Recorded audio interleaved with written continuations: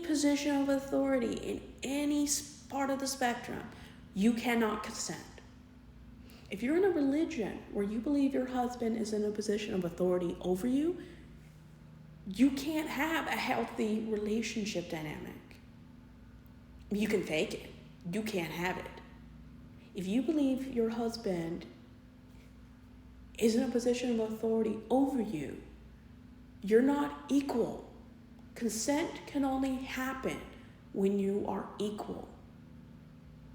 That is why having a relationship with a superior, a boss, a teacher, a pastor is never consensual.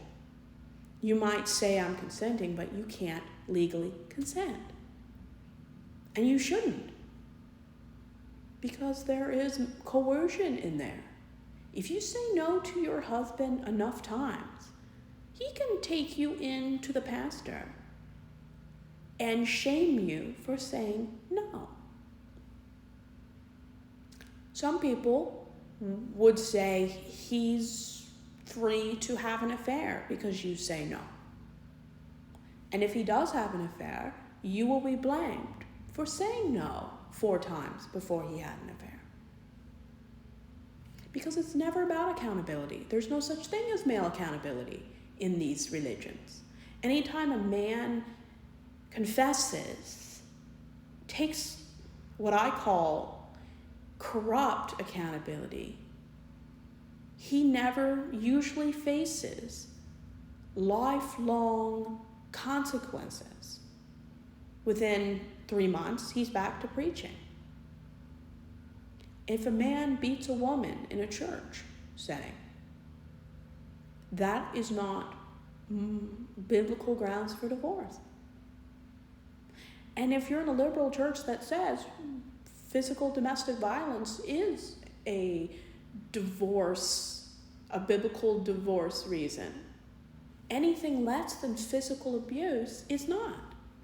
If a man psychologically tortures his wife, if he emotionally targets her, if he brings or destroys her self-esteem, if she has to walk on eggshells because she's terrified of a narcissistic meltdown or rage, those are not seen in any church I'm aware of as biblical grounds for divorce. Separation, sure. But see, Christian separation is always a bridge to reconciliation. It's never about divorce. Anytime a woman says, I don't want to reconcile, because every time we do, there's no lasting change. He has no intention of changing. She is shamed for divorcing, leaving, and cutting ties, even if she has small children. And one very famous Calvinistic teacher, John MacArthur, he actually publicly outed a woman for leaving her abusive husband without saying he was abusive.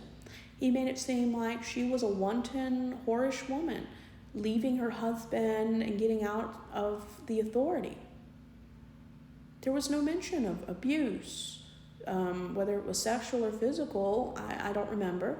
I know it was physical at least, probably sexual. She did not feel safe in her own skin. And thankfully, she had enough self-confidence and self-worth to leave before something happened so bad that